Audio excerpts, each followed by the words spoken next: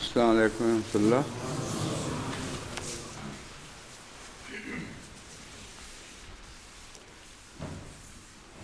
ناظر صاحب اعلیٰ کی درخواست ہے کہ آئندہ 10 دن کے لیے بھی درس کا یہی وقت رکھا جائے، تو آج سے جو تبدیلی کا خیال تھا وہ اب نہیں ہوگی۔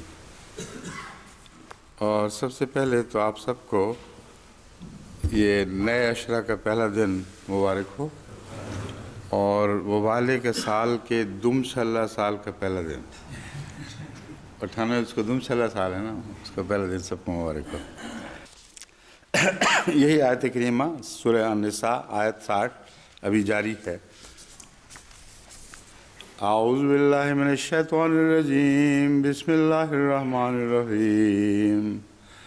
یا ایھا الذین آمنوا اطیعوا اللہ واطیعوا الرسول وَأُولِي الْأَمْرِ مِنْكُمْ فَإِن تَنَازَعْتُمْ فِي شَيْءٍ فَرُدُّوهُ إِلَى اللَّهِ وَالرَّسُولِ إِن كُنتُمْ تُؤْمِنُونَ بِاللَّهِ وَالْيَوْمِ الْآخِرِ ذَلِكَ خَيْرٌ وَأَحْسَنُ تَأْوِيلًا۔ سورہ النساء آیت 60۔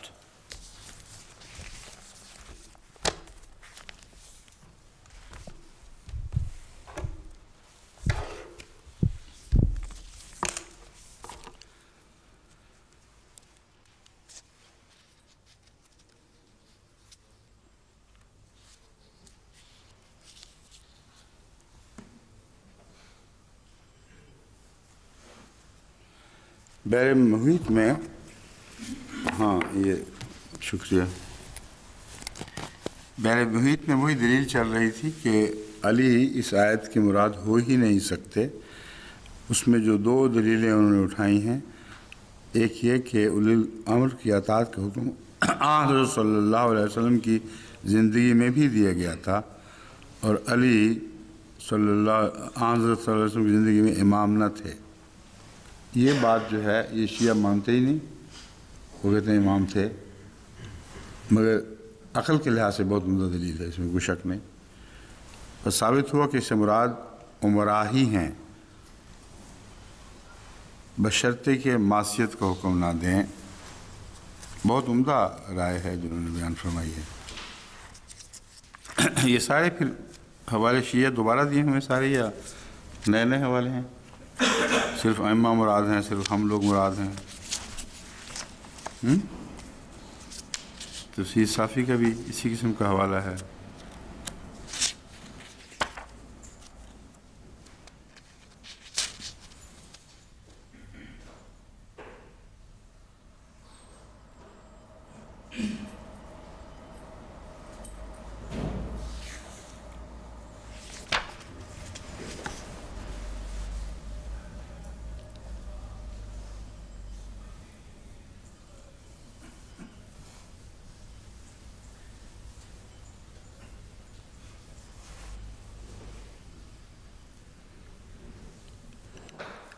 اس میں صرف ایک نئی بات یہ رکھی ہوئی ہے کہ اطیعوا اللہ واطیعوا الرسول اولی الامر منکم میں حضرت امام علی، حسن اور حسین یہ تین ہیں جن کے متعلق یہ حکم نازل ہوا تھا۔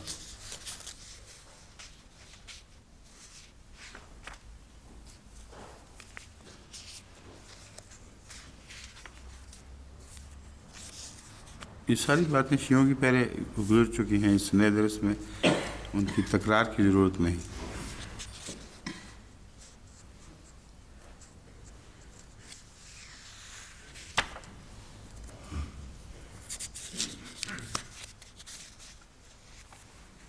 حضرت خلیفۃ المسیح اول رضی اللہ تعالیٰ عنہ کی تفسیر اطیعوا اللہ واطیعوا الرسول اولی الامر منکم، کہا مانو اللہ اور رسول کا اور اپنے حکام کا۔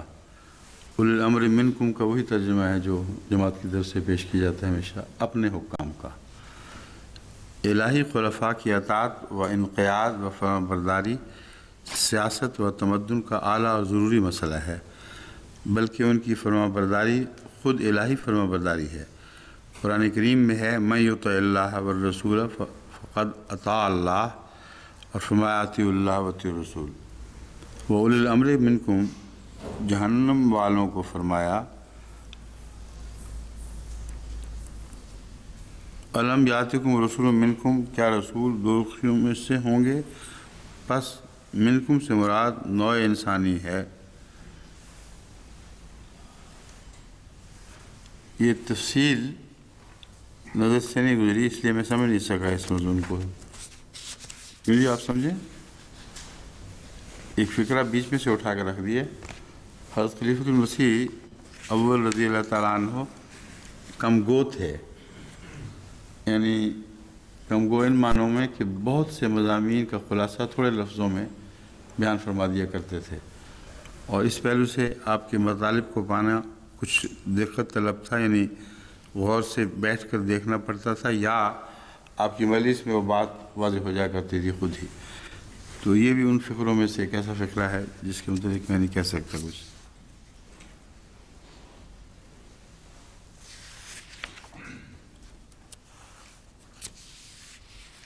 हज़रत मुस्लिम मऊद ने इस पर शेर बहस हासिल बहस फरमाई है, और मैं चाहता हूँ वो आपको पढ़ के सुना दूँ, क्योंकि हज़रत मुस्लिम मऊद अपनी बात को बड़ी वजाहत से खूब खोल खोल कर बयान फरमाया करते थे।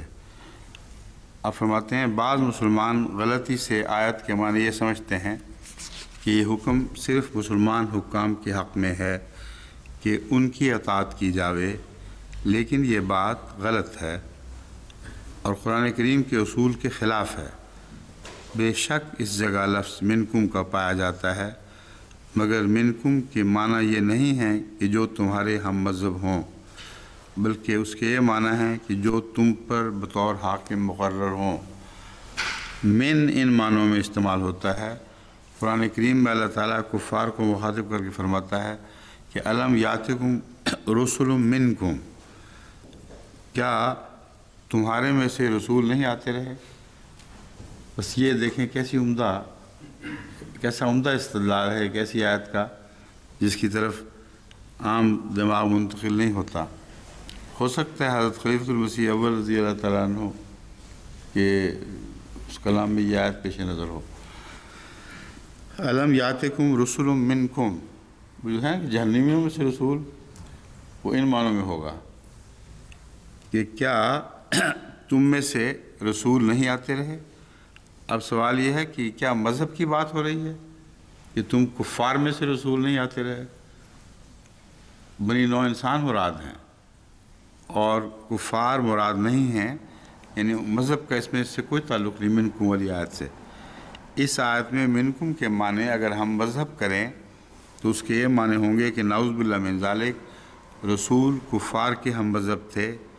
बस ज़रूरी नहीं कि मिनकुम के माने हम मज़हब के हों, ये और मानों में भी इस्तेमाल होता है, और इस जगह इसके यही माने हैं कि वो हाकिम जो तुम्हारे मुल्क के हों उनकी अताअत करो, यानी ये नहीं कि जो हाकिम हो उसकी अताअत करो, यानी ये नहीं कि जो भी हाकिम हो उसकी अताअत करो।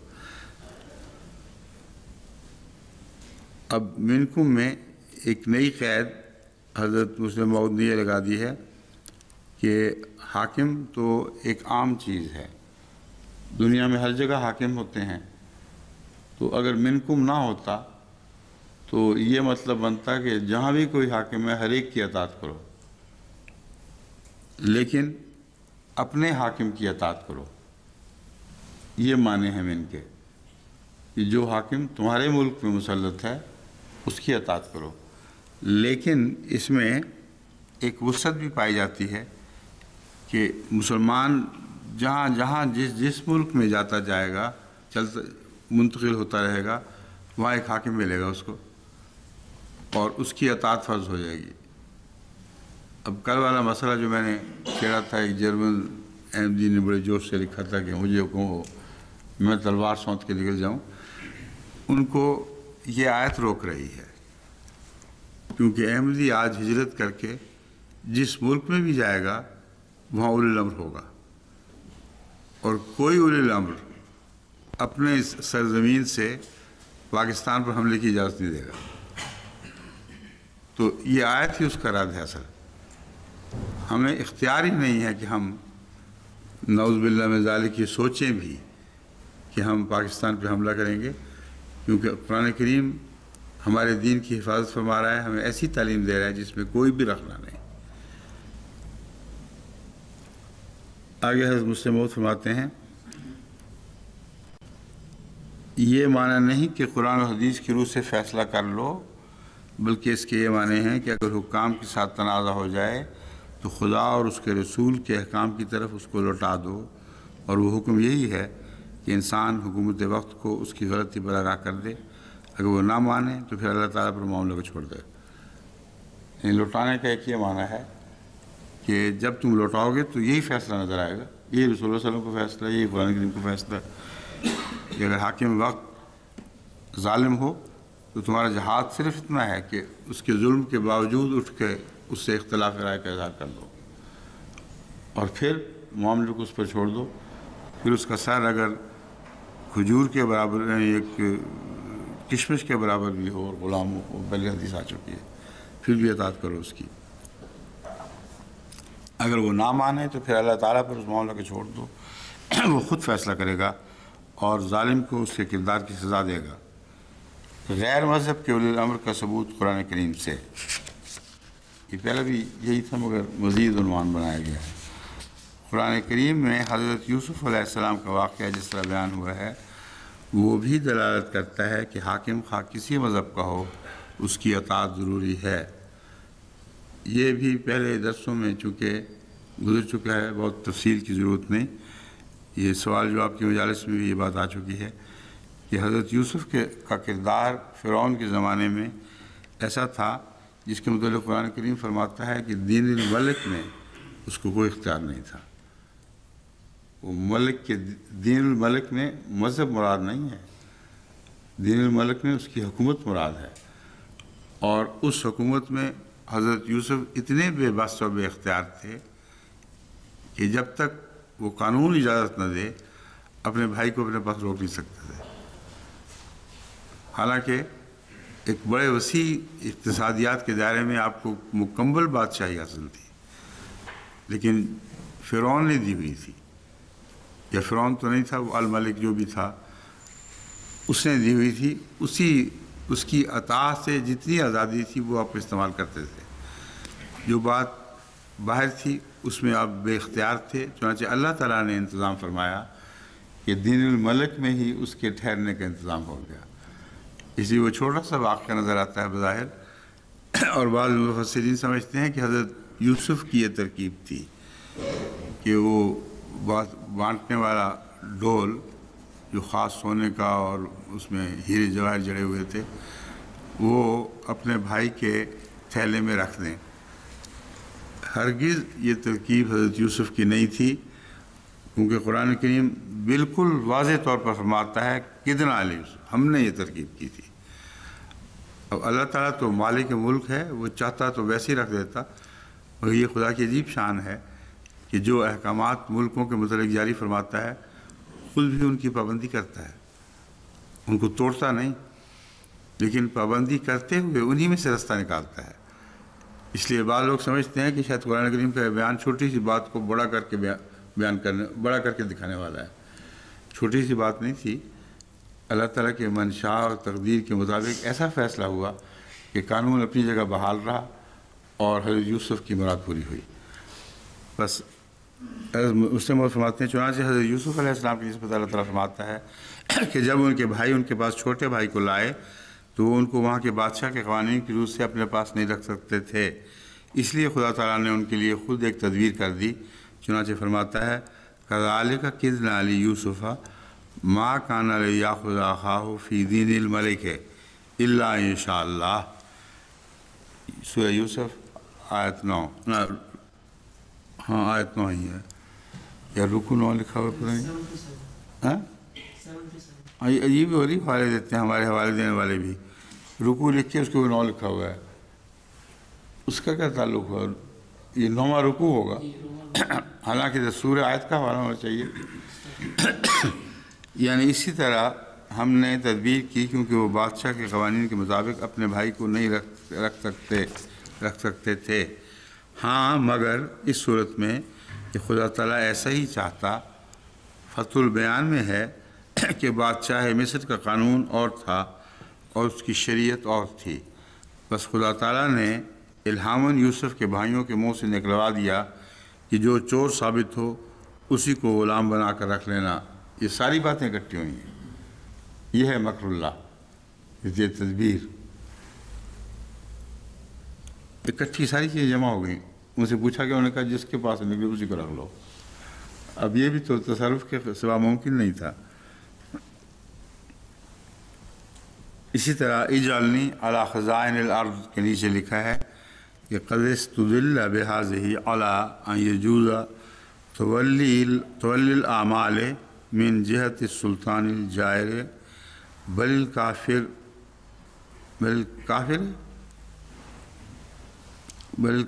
ہے یا بل الکافر ہے، من جہت، شاید دونوں جگہ لگتا ہو، من جہت السلطان الجائر بل الکافر ہے۔ اچھا، سلطان خواہ جائر ہو خواہ کافر ہو، دونوں صورتوں میں لمن وثق بالنفس ہی بالقیام بالحق، یعنی اس آیت سے استدلال کیا گیا ہے کہ ظالم بلکہ کافر بادشاہ کی طرف سے عہدوں کا قبول کرنا اس شخص کے لیے جائز ہے جو اپنی جان پر اعتبار رکھتا ہے کہ وہ حق کو قائم رکھ سکے گا۔ اب یہ جو عہدوں کا قبول کرنا، یہ ایک بہت اہمیت رکھنے والا معاملہ ہے۔ انگریزی حکومت ہو یا غیر انگریزی حکومت ہو، آج کی ہو یا گزشتہ زمانوں کی حکومت ہو، حکومت کی طرف سے مسلمانوں کو جو عہدہ ملتا ہے وہ ان کے لیے جائز ہے، اور مسلمان حکومتوں کی طرف سے غیروں کو جو عہدہ ملتا ہے وہ ان کے لیے جائز ہے۔ یہ دستور ملک ہے، اس کا مذہب سے کوئی تعلق نہیں۔ یاد رکھنا چاہیے کہ حق کے قیام سے یہ مطلب نہیں کہ وہ اپنی شریعت کو چلا سکے، کیونکہ جیسا کہ حضرت یوسف کے بھائی کے معاملے سے ظاہر ہے، کافر کی ملازمت کے لیے یہ شرط نہیں کہ مومن اپنا ذاتی خیال چلا سکے، اور ساری زندگی حضرت یوسف نے اسی طرح غیر کے قانون کی تابع زندگی بسر فرمائی۔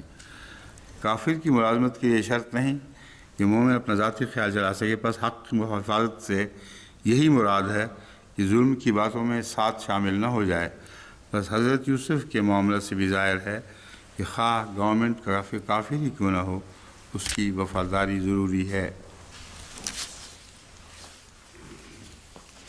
اب یہ عنوان ہے حکومت کی اطاعت کا حکم احادیث کی روح سے۔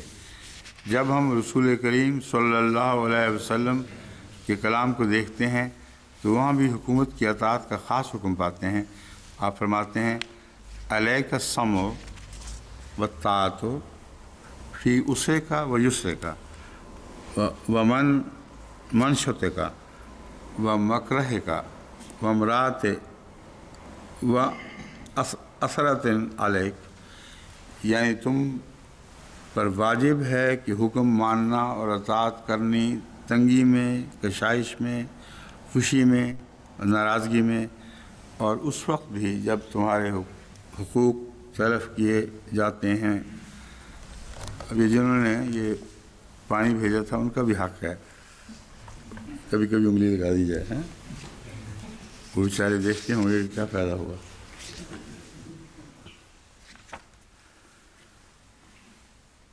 اگر ہم پر ایسا، یہ اب سوال ہے، دیکھیں یہ لگی نہیں نا ضرورت واقعی پڑ گئی۔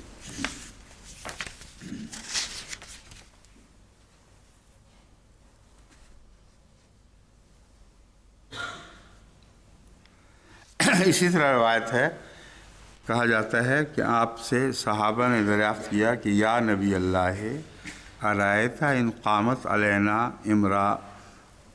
امراء یسألون حقهم ویمنعون حقنا فما تأمرنا فأعرض عنہ ثم سألہ، أعرض عنہ ثم سألہ۔ اب یہ جو لفظ أعرض عنہ ہے یہ بہت ہی ایک اہم نقطہ ہے، جس کے متعلق میں پہلے بھی بیان کر چکا، پھر بعض لوگوں نے نہ سنا ہو تو ان کو بھی سامنے رکھوں گا۔ فقال رسول اللہ صلی اللہ علیہ وسلم اسمعوا واطیعوا فإنما علیہم ما حملوا وعلیکم ما حملتم۔ یعنی اے نبی اللہ، کسی نے سوال کیا بتائیے تو صحیح کہ اگر ہم پر ایسے حاکم مقرر ہوں جو اپنے حق تو لے لیں اور جو ہمارے حقوق ہیں وہ نہ دیں تو ہم کیا کریں؟ آپ نے پہلے تو اس کے سوال کا جواب نہ دیا، لیکن جب اس نے دوبارہ دریافت کیا تو فرمایا یہ طریق خاص حضرت اقدس محمد رسول اللہ صلی اللہ علیہ وآلہ وسلم کا طریق تھا کہ وہی کا انتظار فرمایا کرتے تھے۔ ہر ایسے معاملے میں سب سے پختہ حدیث قدسی کا یہ نشان ہے۔ سب سے پختہ نہیں تو یوں کہہ دیں گے کہ جہاں واضح طور پر فرمایا گیا ہو کہ اللہ نے فرمایا ہے، اس کے بعد حدیث قدسی کا یہ ایک نشان ہے کہ رسول اللہ صلی اللہ علیہ وسلم سے جب کوئی سوال کیا جاتا تھا جس کا فوری طور پر قرآن میں یا پہلی الہی تشریحات میں ذکر نہ ملتا ہو یا ذکر ہو اور آپ کی توجہ نہ گئی ہو تو کبھی اپنی طرف سے جواب نہیں دیتے تھے۔ ما ینطق عن الہوا کا ایک یہ معنی بھی ہے، کبھی ایک جواب بھی اپنی طرف سے نہیں دیا، رک کر انتظار فرماتے تھے، منہ دوسری طرف کر لیا، اتنے میں وہی نازل ہوتی تھی۔ وہ جو بخاری کی کتاب کی وہی کی حدیث ہے جس میں آئندہ زمانے میں امت میں سے ایسے کہ انسان کے آنے کا ذکر ہے جو آسمان سے بھی تارے بھی نوچ لائے، اس حدیث میں یہی طرز تھی جو آپ نے اختیار فرمائی۔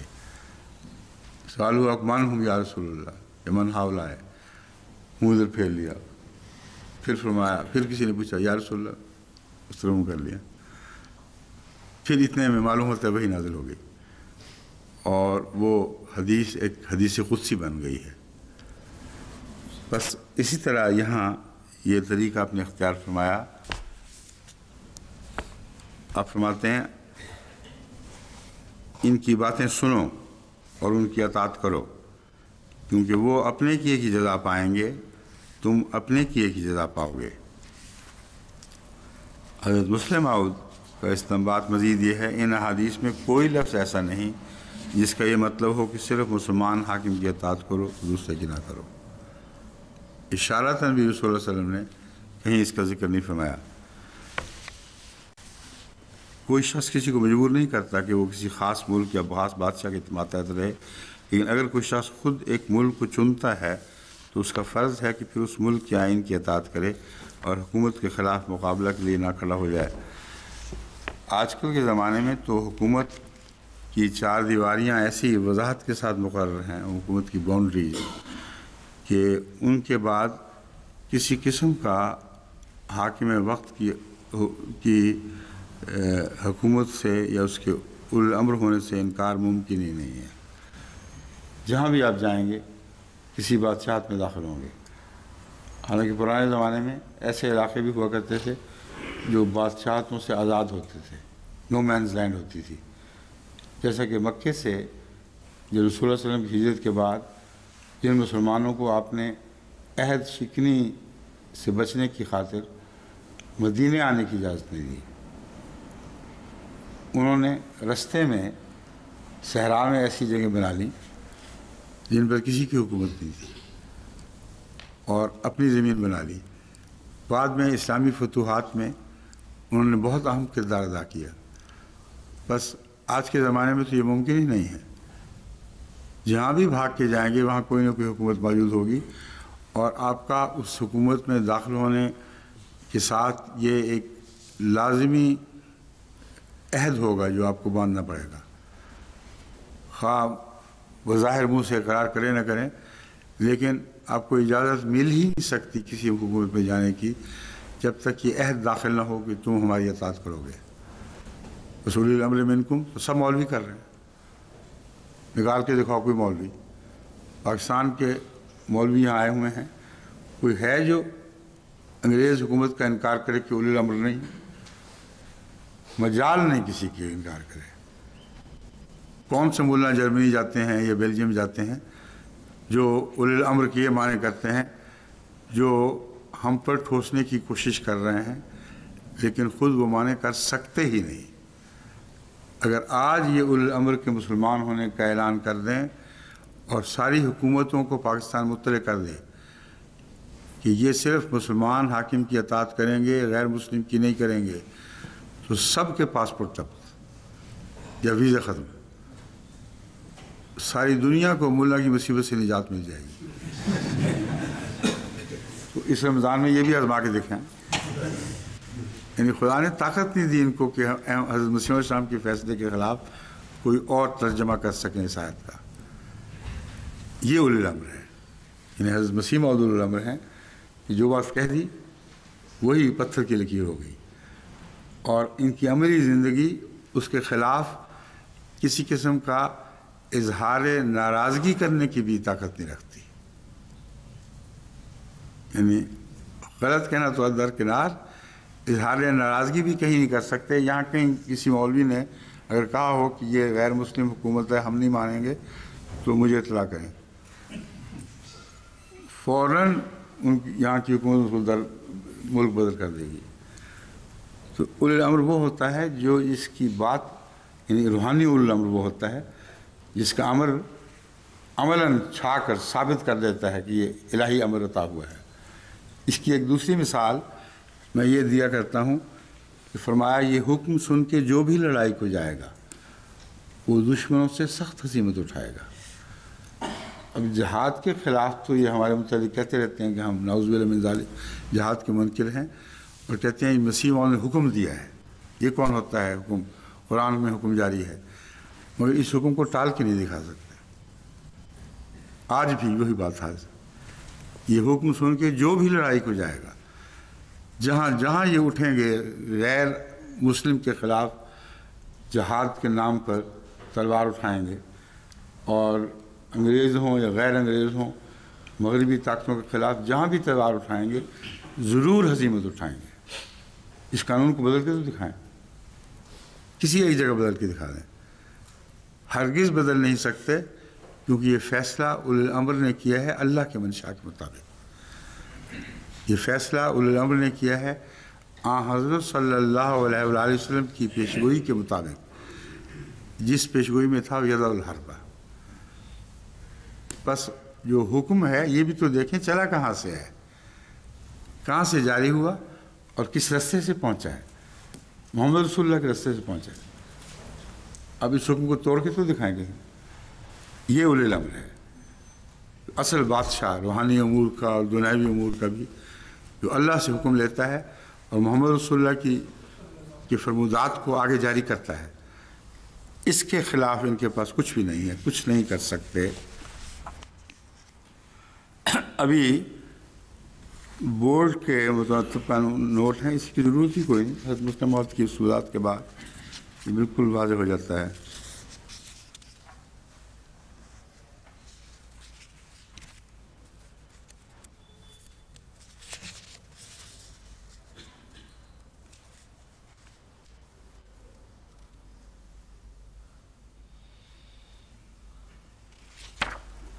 یہ وہی باتیں ہیں جو نوٹ سے لی گئی ہیں، لیکن حضرت مسلم موعود نے کہ اپنی کتاب میں کھل کر اس پر روشنی ڈال دی تو وہی کافی ہے۔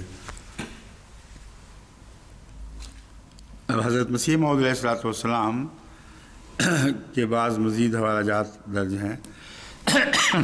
ازالہ اوہام روحانی خزائن جلد 3 صفحہ 596۔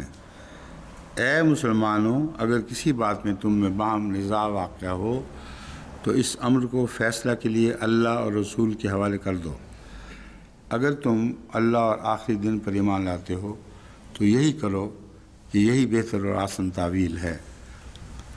پھر الحق دہلی روحانی خزائن جلد 4 صفحہ 184۔ فَإِن تَنَازَعْتُمْ فِي شَيْءٍ فَرُدُّوهُ إِلَى اللَّهِ وَالرَّسُولِ، یعنی اگر تم کسی بات میں تنازع کرو تو اس امر کا فیصلہ اللہ اور رسول کی طرف رد کرو، اور صرف اللہ اور رسول کو حکم بناؤ، کسی اور کو نہیں۔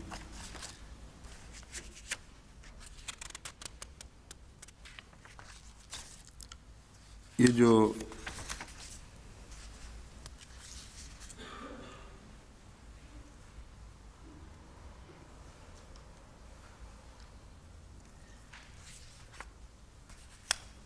سارے جو حوالے ہیں نا، انگریزی جارج سیل کے، یہ سب میں نظر ڈال لی ہے، ان میں کچھ بھی مزید بات نہیں ہے جو اس مضمون پر آپ کے سامنے پیش کی جا سکے۔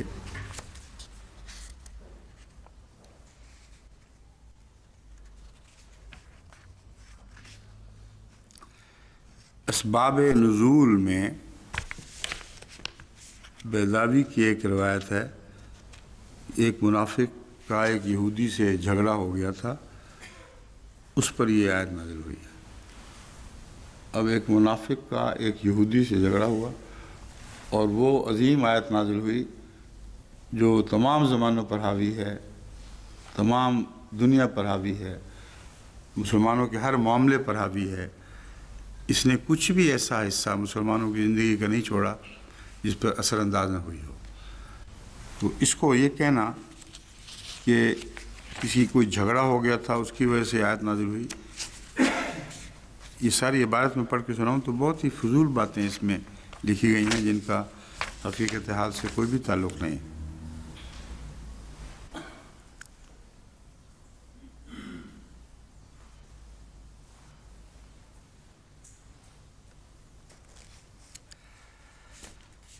اب شاہ عبد القادر وہ شخص تھا جو مسلمانوں سے عیسائی ہو گیا تھا، اور ویری جو مفسر لکھنے والا ہے نا امریکن، اس کا یہ خاص استاد تھا یا مرید تھا، یہ دونوں ایک ہی چیز کے دو نام تھے۔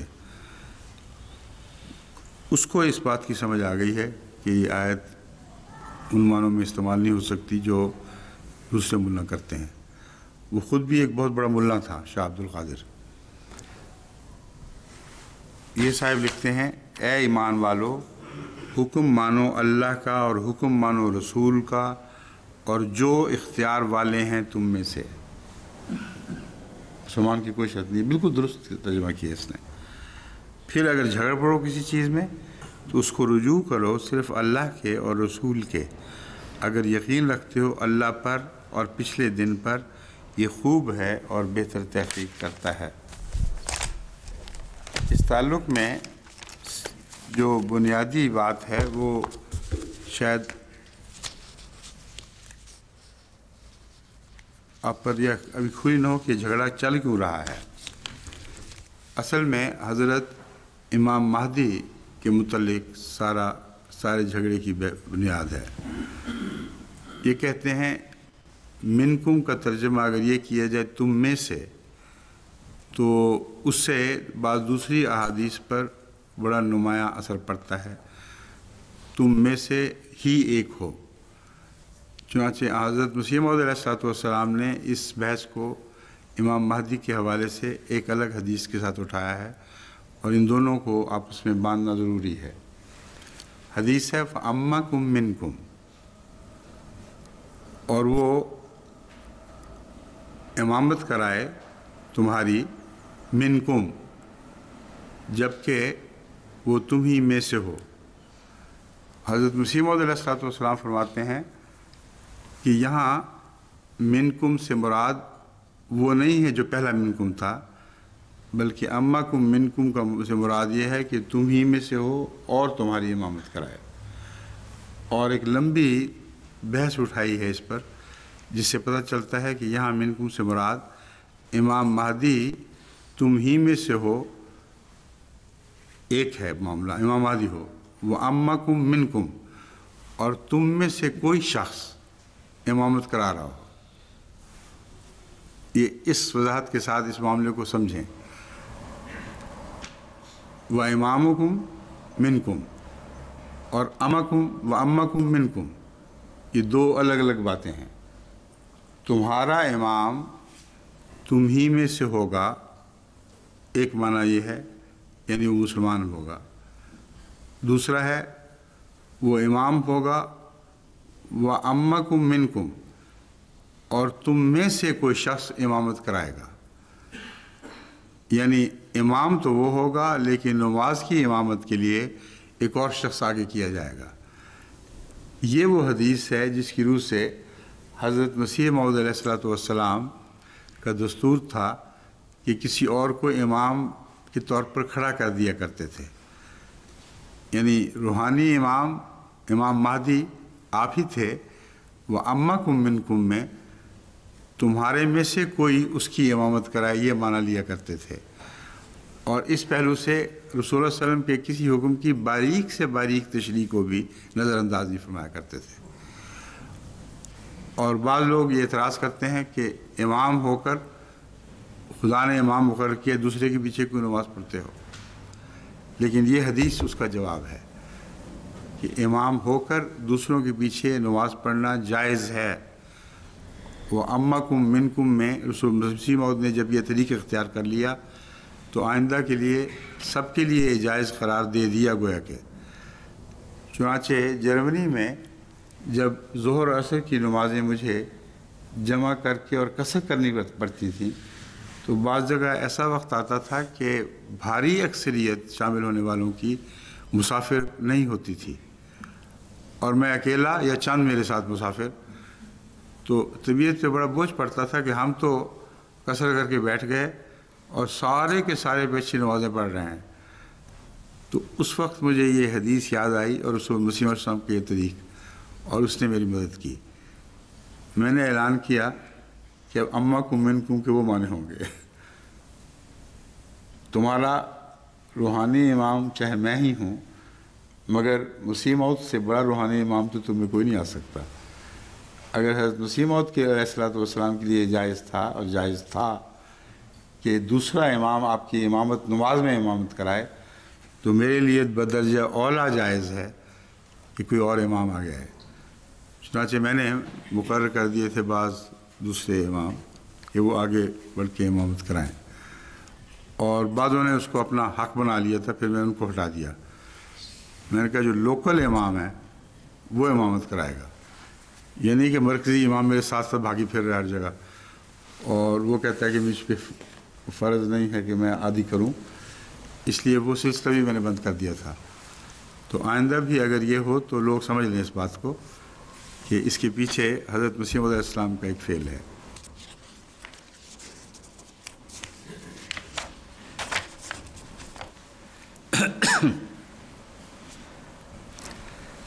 بعض احادیث اطاعت امیر کے متعلق مزید احادیث ہیں جو آپ کے سامنے رکھتا ہوں۔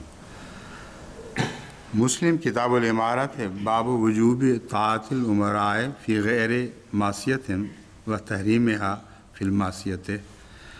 حضرت ابو ہریرہ رضی اللہ تعالیٰ عنہ سے مروی ہے، یہ حدیث مسلم کتاب الامارات سے لی گئی ہے کہ آن حضرت صلی اللہ علیہ وآلہ وسلم نے فرمایا، جس نے میری اطاعت کی اس نے اللہ کی اطاعت کی، اور جس نے میری نافرمانی کی اس نے اللہ کی نافرمانی کی۔ جس نے میرے امیر کی اطاعت کی اس نے میری اطاعت کی، اور جس نے میرے امیر کی نافرمانی کی اس نے میری نافرمانی کی۔ یہ معاملہ اولو الامر منکم جو عام استعمال ہے اس سے الگ ہے۔ یہاں روحانی امیر کی بات ہو رہی ہے جس کو اللہ نے امیر مقرر فرمایا ہو۔ اگر کسی کو اللہ نے امیر مقرر فرمایا ہو تو اس کے نیچے جو چھوٹے عہدیدار ہیں ان کی اطاعت بھی فرض ہو جاتی ہے۔ اطیعوا اللہ و اطیعوا الرسول و اولی الامر منکم کا ایک یہ معنی بھی ہے کہ وہ امیر جو اللہ کے حکم سے تم پر قائم کیا جائے، یعنی حضرت اقدس محمد رسول اللہ صلی اللہ علیہ وآلہ وسلم کی سند اس کو حاصل ہو، ایسے امیر کے متعلق فرمایا جس نے میرے امیر کی اطاعت کی اس نے میری اطاعت کی، جس نے میرے امیر کی نافرمانی کی اس نے میری نافرمانی کی۔ بس بہت سے لوگ یہ جھگڑا لے بیٹھتے ہیں کہ ہم نے تو مقامی عہدیدار صدر کی نافرمانی کی ہے، اور ہماری یہ مراد نہیں کہ آپ کی بھی نافرمانی ہے جماعت کی ہے، وہ غلط کہتے ہیں۔ یہ حدیث ان کا منہ بند کرنے کے لیے کافی ہے۔ اگر مقامی صدر ہو یا جو بھی چھوٹے سے چھوٹا عہدہ تمہارے نزدیک ہو، اگر اسے خدا تعالیٰ کے قائم کردہ نظام کے تابع ایک صاحب امر نے مقرر کیا ہے تو ہر شخص کا فرض ہے کہ اس کی اطاعت کرے، اور نہیں کرے گا تو یہ سلسلہ دور تک نکلے گا۔ یعنی اس کی نافرمانی آخر خلیفہ وقت کی نافرمانی، اور خلیفہ وقت کی نافرمانی محمد حضرت مسیح موعود علیہ السلام جو صاحب امر ہیں اس زمانے میں آپ کی نافرمانی ہوگی، اور آپ اگر صاحب امر ہیں تو محمد رسول اللہ کے تابع صاحب امر ہیں، آپ کی حدیث اور پیشگوئیوں کے مطابق صاحب امر ہیں، تو بات بہت دور تک پہنچے گی، آخر وہیں تان ٹوٹے گی جہاں ٹوٹنی چاہیے۔ یعنی ہر وہ شخص جو الہی نظام میں کوئی عہدہ دیا جاتا ہے، اگر کوئی غور کرنے والا غور کر کے دیکھے تو اس کی نافرمانی دراصل حضرت محمد رسول اللہ صلی اللہ علیہ وسلم کی نافرمانی بن جاتی ہے۔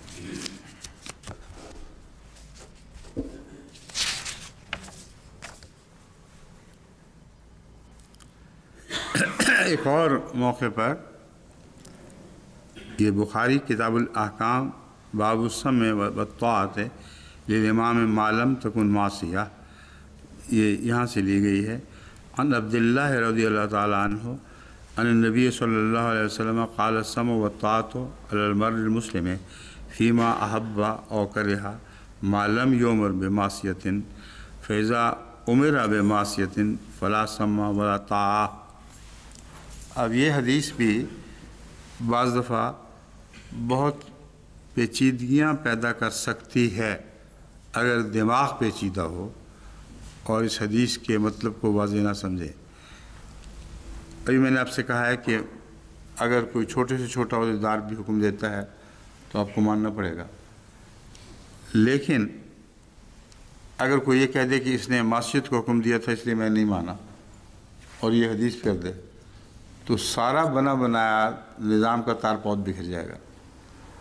یعنی معصیت کا فیصلہ کرنا یہ بھی امیر کا کام ہے، اور اس معاملے کو امیر کو لوٹانا چاہیے کہ مجھے معلوم ہوتا ہے کہ یہ معصیت ہے، واقعتاً ہے یا نہیں یہ فیصلہ کرنے کا میں مجاز نہیں، مگر کچھ تھوڑے سے تأمل کا مجھے اختیار دیا جائے کہ جب تک میں معاملے کو اوپر پہنچا کر معلوم نہ کر لوں کہ معصیت تھی کہ نہیں، اس وقت تک میں رکا رہوں۔ یہ بہت عمدہ موقف ہے، اور اس موقف کو اختیار کر کے ہم نے بعض افریقن ممالک کے دیرینہ جھگڑوں کو حل کر لیا جہاں یہی سوال اٹھا کرتا تھا کہ اگر امیر خلاف شرع فیصلہ دے تو ہم کیا کریں۔ خلاف شرع فیصلہ ہوتا ہی نہیں تھا، یہ بہانہ تھا لوگوں کا، ہم سمجھتے ہیں یہ خلاف شرع ہے، اور سمجھو میں اتنا اختلاف تھا کہ سارے نظام کی تار پود بکھر جاتی تھی اگر اس کو اصول کو اپنا لیں۔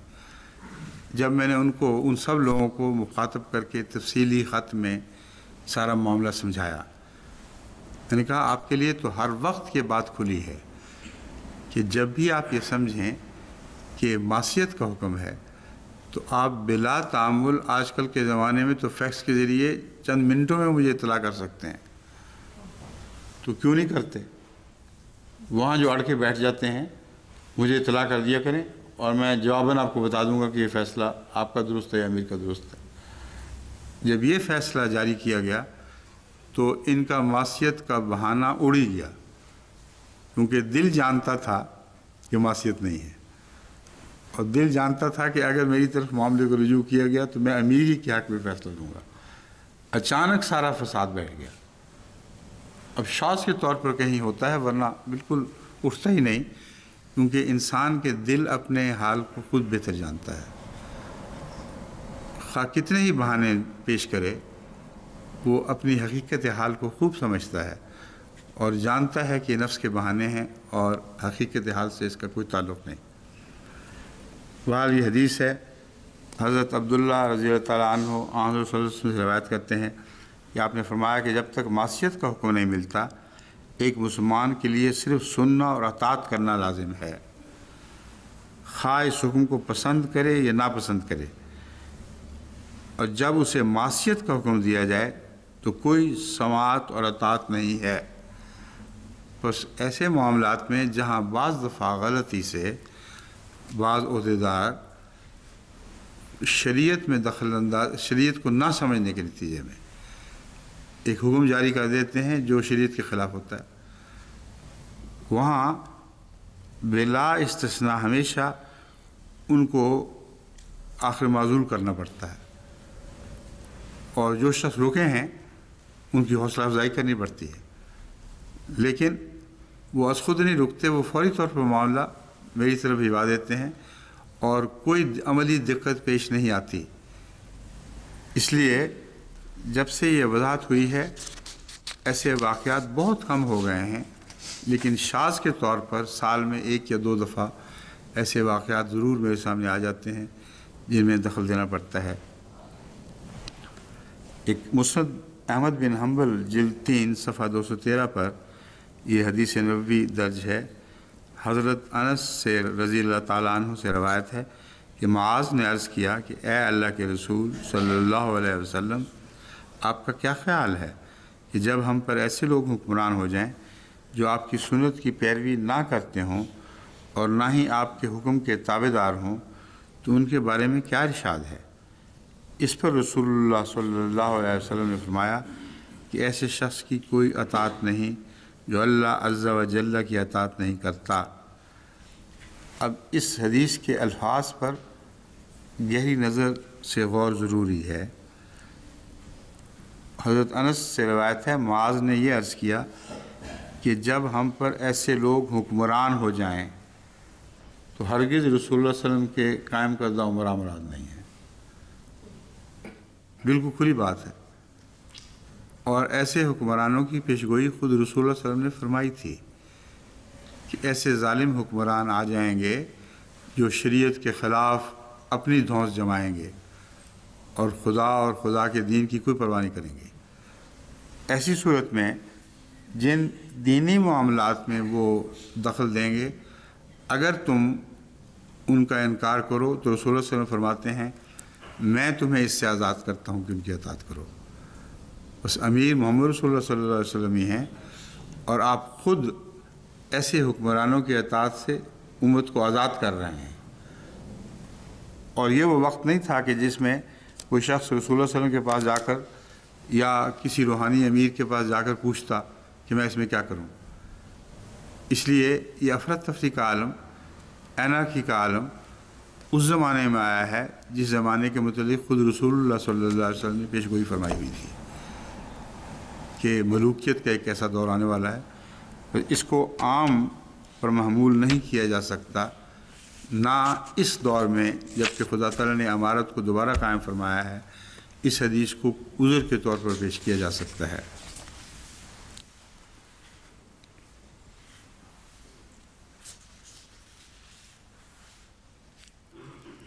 اب یہ بات خوب کھل گئی ہے، جس بات میں حدیث ہے دو منصور سے لی گئی ہے، یہ تو روایت تو کمزور صحیح، مگر چونکہ میں نے اپنا اصول بنا رکھا ہے کہ اگر بات پختہ ہو اور رسول اللہ صلی اللہ علیہ وسلم کی طرف منسوب ہو سکتی ہو تو ہمیں ضرور اس کو قبول کرنا چاہیے، خواہ وہ 1300 سال کے بعد حدیث ظاہر ہوئی ہو۔ امر حدیث قرآن کے مطابق ہو، امر حدیث رسول اللہ صلی اللہ علیہ وآلہ وسلم کی شان کے مطابق ہو، تو ہمیں سے کیا غرض ہے کس نے روایت کی ہے؟ کسی نے نامی کی ہوتی تو ہم اس کو قبول کرتے، اس کے سوا مفر ہی نہیں ہے۔ بس یہ بھی ان حدیثوں میں سے ہے۔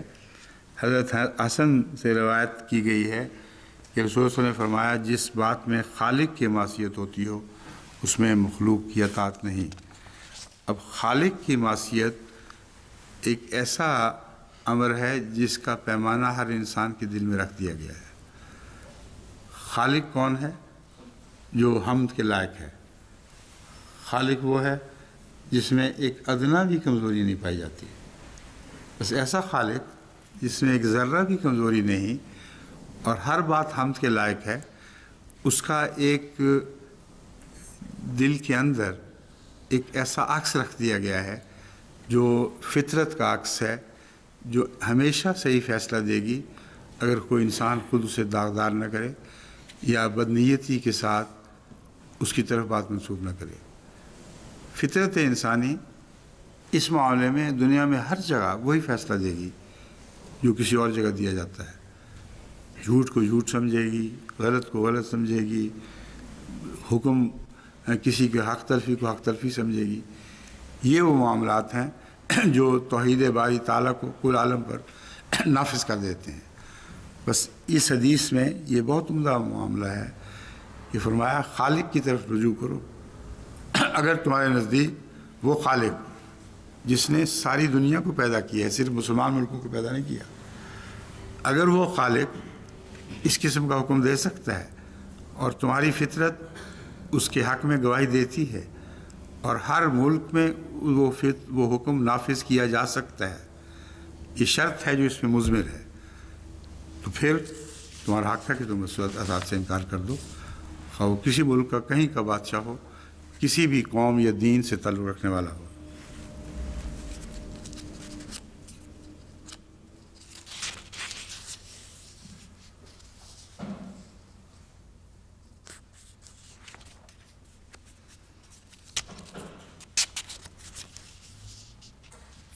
اب ایک حضرت علی رضی اللہ تعالیٰ عنہ کی روایت بھی ہے، شاید شیعوں کو یہ قبول ہو.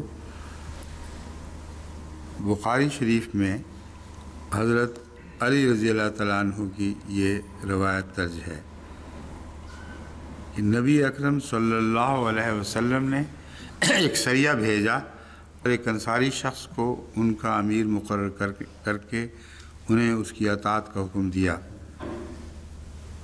اس کو ان پر کسی وجہ سے غصہ آ گیا. یہ میں پہلے بیان نہیں کر چکا؟ آگ جلاؤ، اس میں چھلانگیں لگا دو، بیان نہیں کر چکا اس سے؟ اچھا، جھگڑا ہوا کہ امیر کی اطاعت کہاں تک فرض ہے. اس پر اس امیر نے کہا کہ لکڑیاں اکٹھی کرو اور آگ جلاؤ، پھر اس میں چھلانگیں لگا دو. انہوں نے لکڑیاں اکٹھی کی اور آگ جلائی، لیکن جب اس میں داخل ہونے کا ارادہ کیا تو ایک دوسرے کی طرف دیکھنے لگے. یہ ہے خالق کی اطاعت. فطرت بولی ہے کہ اللہ نے تم ہمیں آگ سے بچانے کے سامان پیدا کیے، یہ کون ہوتا ہے آگ میں جلانے کا حکم دینے والا؟ لکڑیاں اکٹھے کرنے تک تو سب جی سائیں، حاضر سائیں، لیکن جب آگ روشن ہو گئی اور بھڑک گئی تو اللہ تعالیٰ نے ان کو وہ نور عطا فرما دیا. یہ حکم ہے جو خالق کے حکم سے ٹکرا رہا ہے. تمہیں آگ سے بچانے کے سامان پیدا کیے جا رہے ہیں، یہ کون ہوتا ہے امیر جو تمہیں آگ میں ڈالے؟ تو ایک دوسرے کا منہ دیکھنے لگے. ان میں سے ایک شخص نے کہا ہم نے تو نبی اکرم صلی اللہ علیہ وسلم کی پیروی آگ سے بچنے کے لیے کی تھی. بالکل وہی بات ہے. کیسا عمدہ نکتہ ہے. یہ ہے خالق کی بات جو فطرت میں نقش ہے، کوئی اس نقش کو مٹا نہیں سکتا. ہم نے تو نبی اکرم صلی اللہ علیہ وسلم کی پیروی آگ سے بچنے کے لیے کی تھی، کیا ہم خود ہی اس میں داخل ہو جائیں؟ اسی کیفیت میں تھے کہ آگ ٹھنڈی ہو گئی اور امیر کا غصہ بھی اتر گیا. یہ بحث جو ہو رہا تھا، اتفاق سے اتنی سی لکڑیاں تھیں اس زمانے میں اکٹھی کی گئی تھیں، وہ جل بوجھ کے خود ہی ٹھنڈی ہو گئی. جس کا مطلب 3-4 گھنٹے تو لگے ہوں گے اس بحث مباحثے میں. اور اس عرصے میں امیر صاحب کا غصہ بھی ٹھنڈا ہو گیا. جب نبی اکرم صلی اللہ علیہ وسلم کے حضور اس واقعہ کا ذکر کیا گیا تو آپ نے فرمایا کہ اگر وہ اس آگ میں داخل ہو جاتے تو پھر کبھی اس میں سے نہ نکلتے. یعنی معصیت جو خدا کی معصیت ہے وہ اتنی کھل جاتی ہے کہ اس کے بعد کوئی شخص بہانہ بنائے کہ مجھے امیر نے حکم دیا تھا، اس کا کوئی عذر قبول نہیں کیا جائے گا. اب یہ روایت حضرت علی رضی اللہ تعالیٰ عنہ کی. اولی الامر کس کو کہہ رہے ہیں؟ ایک قافلے کے امیر کو. اور شیعہ کہتے ہیں وہ خود اولی الامر تھے. تو یہ میں نے اسی لیے کہا تھا کہ یہ روایت تو شیعہ مانیں گے نا کم سے کم، کہ حضرت علی کا فیصلہ ہے، ان کی روایت ہے، بخاری میں درج ہے، اور اس حدیث سے میرے علم کے مطابق کبھی کسی شیعہ نے انکار نہیں کیا. اور یہ ثابت کر رہی ہے کہ اولی الامر کون ہوتا ہے، اور اللہ کا حکم سب پر غالب ہے، اور جب اللہ کا حکم غالب ہو تو دکھائی دیتا ہے صاف، اس میں کسی اشتباہ کا سوال ہی پیدا نہیں ہوتا. مسلم کتاب الامارہ سے ایک اور حدیث اسی تعلق میں یوں درج ہے. حضرت عبادہ بن صامت بیان کرتے ہیں کہ آن حضرت صلی اللہ علیہ وسلم نے ہم سے بیعت کے وقت عہد لیا، یہ تنگی ہو یا آسائش، خوشی ہو یا ناخوشی، ہر حال میں ہم آپ کی بات سنیں گے۔ حضرت سے ہم نے یہ عہد کیا، اہل بیت کے وقت یہ عہد کیا، اور اطاعت اور فرما برداری کریں گے خواہ ہم پر دوسروں کو ترجیح دی جائے، نیز ہم ان لوگوں سے جو کام کے اہل اور صاحب اقتدار ہیں مقابلہ نہیں کریں گے، سوائے اس کے کہ ہم کھلا کھلا کفر دیکھیں اور ہمارے پاس اللہ تعالیٰ کی طرف سے کوئی برہان آ جائے کہ حکام غلطی پر ہیں۔ جب یہ برہان آئے گی تب ہم رکیں گے، ورنہ نہیں۔ نیز اللہ تعالیٰ کے بارے میں ہم کسی ملامت کرنے والے کی ملامت سے نہیں ڈریں گے اور حق بات کہیں گے۔ کتاب اللہ کے پابند کی اطاعت لازم ہے۔ میں نے کہا آپ دیکھ لیا کریں، میں یہ بار بار دیکھنا نہ پڑے، بہت ہی بتا دینا۔ یحییٰ بن حسین بیان کرتے ہیں، یہ مسلم کی روایت ہے کہ انہوں نے اپنی دادی کو یہ کہتے ہوئے سنا کہ انہوں نے حضرت صلی اللہ علیہ وسلم کو خطبہ حجۃ الوداع میں سنا۔ آپ فرما رہے تھے کہ اگر تم پر ایک غلام کو حاکم مقرر کیا جائے جو کتاب اللہ کے مطابق تم کو چلانا چاہے تو تم اس کی بات سنو اور اطاعت کرو۔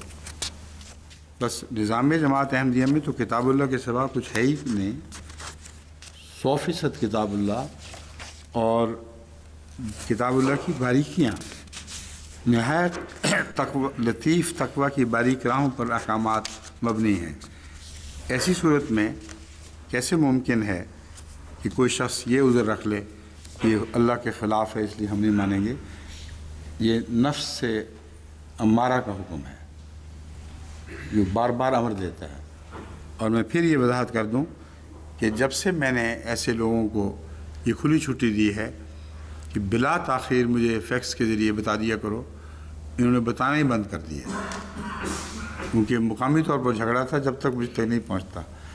اب ایم ٹی اے کی یہ بھی تو خوبی ہے اور اس نئے دور کے فیکسز کے زمانے کی کہ ہم بالکل ایک جان ہو گئے ہیں۔ اب جو میں بات کر رہا ہوں وہ فیجی آئی لینڈ میں سنی جا رہی ہے، اور اگر وہاں ذرہ بھی کوئی اختلاف ہو کسی مسئلے پر، درس ختم ہونے سے پہلے پہلے یہاں فیکس پہنچ جائے گی۔ تو اب ہم ایک ہو چکے ہیں، اور یہ دنیا کو ایک کرنے کا معاملہ اللہ نے صرف مسیح موعود علیہ السلام کو عطا فرمایا ہے۔ کوئی اور طاقت نہیں دنیا میں جو یہ کہہ سکے کہ ہم نے دنیا کو ایک کر دیا ہے۔ بس یہ بولتے رہے، ہم جن کو بولنے دیں ان بیچاروں کو، انہوں نے غصہ تو نکالنا ہی ہے نا کسی طریقے سے۔ لیکن افسوس صرف یہ ہوتا ہے کہ جب غصہ نکالتے ہیں تو اپنے لیے جہنم کا انتظام کرتے ہیں، جس کی تکلیف ہوتی ہے، کیونکہ نار جہنم بہت خبیث چیز ہے، یعنی بہت خطرناک چیز ہے۔ اگر کسی مولوی کا ہاتھ تھوڑا سا جل جائے کسی چیز سے، اس وقت وہ سوچے کہ آئندہ جب اس کا چہرہ جھلسایا جائے گا ان باتوں پر وہ جو جانتا ہے کہ جھوٹ ہے۔ یہ سب مولوی جو ہم پر الزام لگا رہے ہیں دل سے گواہ ہیں کہ یہ سب جھوٹ ہے، اور اس کے باوجود بولی چلی جاتے ہیں۔ مجھے ان پر رحم آتا ہے، چاہے آپ مجھ پہ اس پہ غصہ کریں یا نہ کریں، مجھے واقعتاً رحم آتا ہے۔ اور جب بھی کبھی میں آگ کو دیکھتا ہوں تو میرا خیال ان کی طرف چلا جاتا ہے کہ ان بیچاروں کو کیا بنے گا۔ بس اگرچہ دعا ہماری یہی ہے کہ ان کو ٹکڑے کر دے، ان کے بڑوں کو، شریروں کو سزا دے دے، مگر مجبوری کی بات ہے یہ۔ ہرگز میں ہمارا دل نہیں چاہتا کہ یہ اس حالت پر مریں۔ صرف ان کو دعا پہنچے گی جو لوگوں کے لیے جہنم بھڑکانے کا انتظام کرتے جاتے ہیں اور کھلی چھٹی ملی ہوئی ہے ان کو۔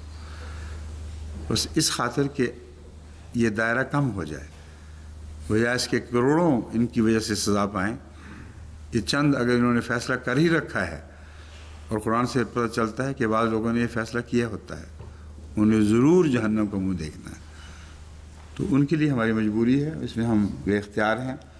مگر یاد رکھیں اس مجبوری میں بھی رحم کا عنصر شامل ہونا چاہیے، اور میں ہمیشہ اس عنصر کو اپنے دل میں غالب دیکھتا ہوں۔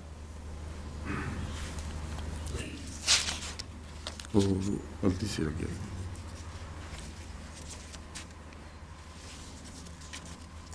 یہ جو بہت لمبی ایک حدیث ہے مسند احمد بن حنبل کی، اس میں کوئی الگ خاص بات ہے؟ چلیں میں سنا دیتا ہوں آپ کو۔ حضرت حرف اشعری بیان کرتے ہیں کہ حضرت صلی اللہ علیہ وآلہ وسلم نے فرمایا، اللہ تعالیٰ نے حضرت یحییٰ بن زکریہ علیہ السلام کو 5 باتوں کا حکم دیا تھا، اور میں بھی تم کو ان 5 باتوں کا حکم دیتا ہوں جن کا اللہ تعالیٰ نے مجھے حکم دیا ہے۔ اب الفاظ بڑے محتاط ہیں، اور حضرت زکریہ کا حوالہ حضرت یحییٰ کا حوالہ بھی ایک معنی رکھتا ہے، لیکن رسول اللہ صلی اللہ علیہ وسلم نے یہ وضاحت فرما دی ہے کہ میں اس لیے ان 5 باتوں کا حکم نہیں دے رہا کہ یحییٰ بن زکریہ کو حکم دیا گیا تھا، کسی حکمت سے میں یہ بات بیان کر رہا ہوں کہ ان کو بھی یہ دیا گیا تھا، لیکن یہ 5 باتیں وہ ہیں جن کا مجھے حکم دیا گیا ہے، اس لیے میں بیان کرتا ہوں۔ وہ 5 باتیں کون سی ہیں؟ جماعت کے ساتھ رہو، امام وقت کی باتیں سنو اور اس کی اطاعت کرو، دین کی خاطر وطن چھوڑنا پڑے تو وطن چھوڑ دو، اور اللہ کے راستہ میں جہاد کرو۔ بس جو شخص جماعت سے تھوڑا سا بھی الگ ہوا، اس نے گویا اسلام سے گلو خلاصی کرا لی۔ یہ بہت ہی عظیم الشان حدیث ان معنوں میں ہے کہ اس کا حضرت مسیح موعود علیہ السلام سے تعلق ہے، اور دوبارہ اس دنیا میں جس ایلیا نے آنا تھا وہ چونکہ یحییٰ کی شکل میں آیا تھا، اس لیے ہمارے دور میں جس ایلیا نے نازل ہونا تھا وہ ایک معنوں میں یحییٰ کا مسیح بن گیا، اور یہ بحثیں بہت اٹھائی گئی ہیں۔ یہ 5 باتیں بالکل وہی ہیں جو مسیح موعود علیہ السلام ہمیں کہتے ہیں، اور دوسری الہی کتب میں اس ترتیب سے کہیں درج نہیں ہے، بس لازماً یہاں رسول اللہ صلی اللہ علیہ وسلم کی ذہن میں ایک پیشگوئی ہے۔ فرمایا کہ وہ امام جو یہ باتیں کرے گا تو یہ نہ سمجھنا کہ اس کی باتیں ہیں، وہ میری باتیں ہیں جو خدا نے مجھے حکم دیا ہے، وہ ان باتوں کو آگے جاری کرے گا۔ اب دوبارہ یہ حکم سن لیں، یہ بین ہی جماعت احمدیہ کے اوپر اطلاق پانے والے احکامات ہیں، اور اس سے پہلے دیگر الہی کتب میں آپ کو کہیں اس طرح نظر نہیں آئیں گے اس ترتیب کے ساتھ۔ فرمایا جماعت کے ساتھ رہو، اور جو نہیں رہتا اس کے مطابق وہ بھی میری جماعت میں سے نہیں ہے، وہ بھی میری جماعت میں سے نہیں ہے۔ بڑی تاکید ہے کہ جماعت کا دامن نہ چھوڑو، اس کے ساتھ رہو۔ امام وقت کی باتیں سنو، بڑی تاکید فرمائی آپ نے کہ میرے بعد وہ قدرت ثانیہ آئے گی اور وہ وقت کی امام ہوگی، اس وقت اس کی بات سننی پڑے گی، لازماً اطاعت کرنی ہوگی۔ یہ حکم بھی حضرت مسیح موعود علیہ السلام نے تاکید کے ساتھ جماعت کو دیا، اور اس کی اطاعت کرو، امام وقت کی باتیں سنو اور اس کی اطاعت کرو۔ اب یہ سنیے، دین کی خاطر وطن چھوڑنا پڑے تو وطن چھوڑ دو۔ اب بتائیں کھل گیا کہ نہیں معاملہ؟ بالکل روز روشن کی طرح واضح ہو گیا۔ آج صرف ہماری ایک جماعت ہے جس کو دین کی خاطر وطن چھوڑنا پڑتا ہے، اور رسول اللہ صلی اللہ علیہ وسلم نے اس زمانے میں یہ پیشگوئی فرما دی تھی کہ ایسا ہوگا۔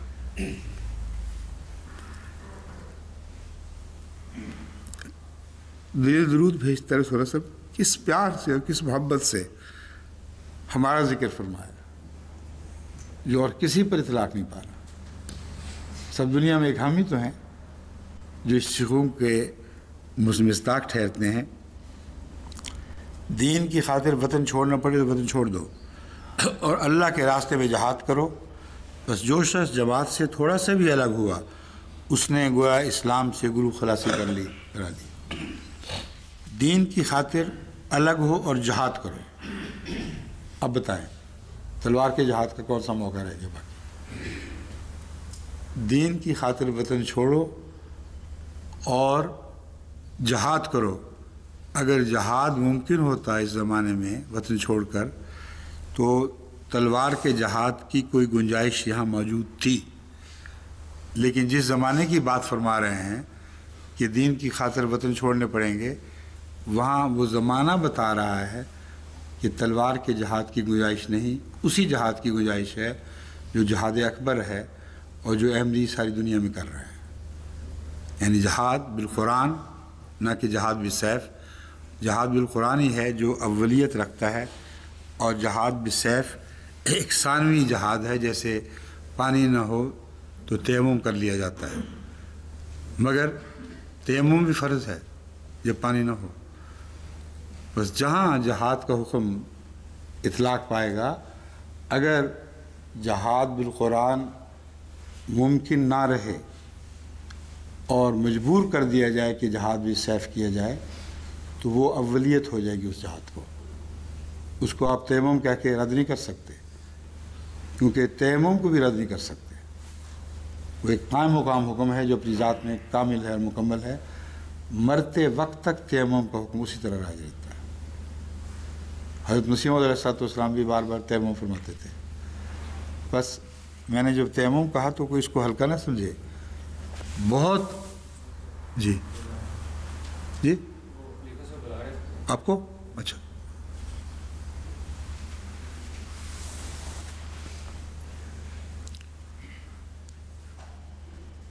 بیمار زیادہ ہو گیا، اس کی خبر لائیں ہیں؟ کیا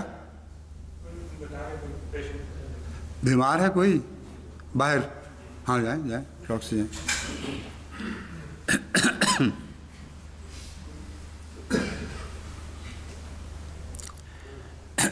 اس کے علاوہ آگے بھی حدیث چل رہی ہے، سوائے اس کے کہ وہ دوبارہ نظام جماعت میں شامل ہو جائے۔ اب دیکھیں، دوبارہ نظام جماعت میں شامل ہو جائے، اس سے زیادہ واضح جنہوں نے جماعت احمدیہ کے نظام کی تصویر کھینچی نہیں جا سکتی، اور رسول اللہ صلی اللہ علیہ وسلم 1400 سال سے بھی پہلے یہ بیان فرما رہے ہیں۔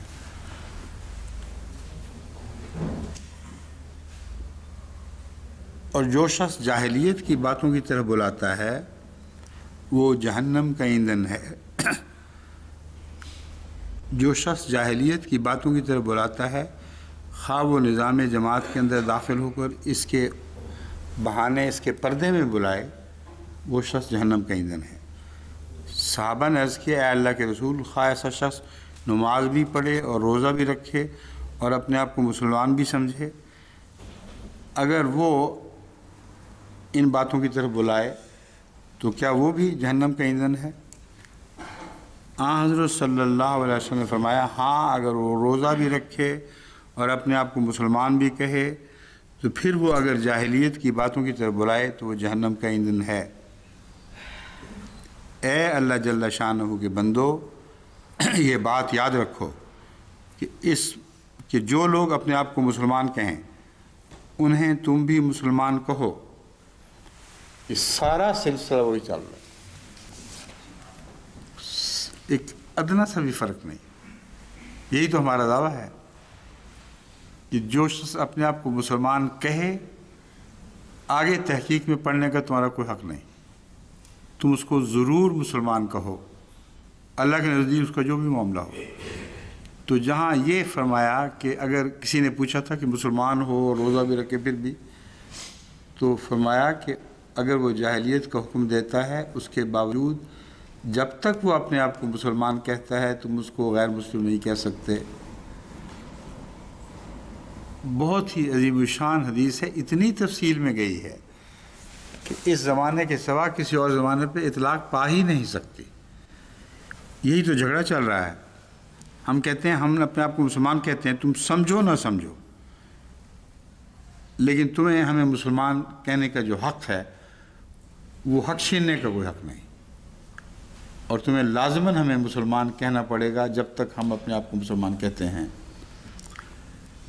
رسول اللہ صلی اللہ علیہ وسلم فرماتے، اس لیے ہم نے دیکھا محاورے میں غیر احمدی مسلمان، غیر مسلم ہم باقی سب قوموں کے لیے محاورہ استعمال کرتے ہیں، لیکن غیر احمدیوں کے لیے ہمیشہ غیر احمدی مسلمان کہتے ہیں، حالانکہ جانتے ہیں کہ انہوں نے وقت کے امام کا انکار کر دیا ہے، اور بعض ان میں سے ایسے شریر ہیں کہ مسلمان کہلا سکتے ہی نہیں، جو خود خدا خان بن بیٹھے وہ مسلمان کیسے رہ گیا۔ لیکن جب تک وہ منہ سے اپنے آپ کو مسلمان کہتے رہیں گے، احمدی بھی ہمیشہ ان کے اس حق کو تسلیم کریں گے اور ان کو غیر احمدی مسلمان کہیں گے، غیر مسلم نہیں کہیں گے۔ یہی ہمارا طریق ہے۔ فرمایا، جو لوگ اپنے آپ کو مسلمان کہیں انہیں تم بھی مسلمان کہو، کیونکہ اللہ تعالیٰ نے اس امت کا نام مسلمان اور مومن رکھا ہے، یعنی خدا تعالیٰ نے جو لوگ میری طرف منسوب ہو چکے ان کا نام مسلمان رکھ دیا ہے، اس لیے ان کا یہ حق تم کبھی نہیں لے سکتے، اور یہ وہ حق ہے جو آن حضرت صلی اللہ علیہ وآلہ وسلم نے بھی کبھی نہیں چھینا۔ خدا فرما رہا ہے قرآن کریم میں کہ یہ لوگ ایسے ہیں جن کے سینوں میں ایمان نے جھانک کر بھی نہیں دیکھا، جو جھوٹے اقرار کرتے ہیں، جو کہتے ہیں کہ تو رسول اللہ ہے، تو اللہ گواہی دیتا ہے کہ یہ جھوٹ بول رہے ہیں باوجود اس کے کہ تو رسول اللہ ہے، لیکن ان کو مسلمان کہنے کا حق اسی طرح جاری رہے گا۔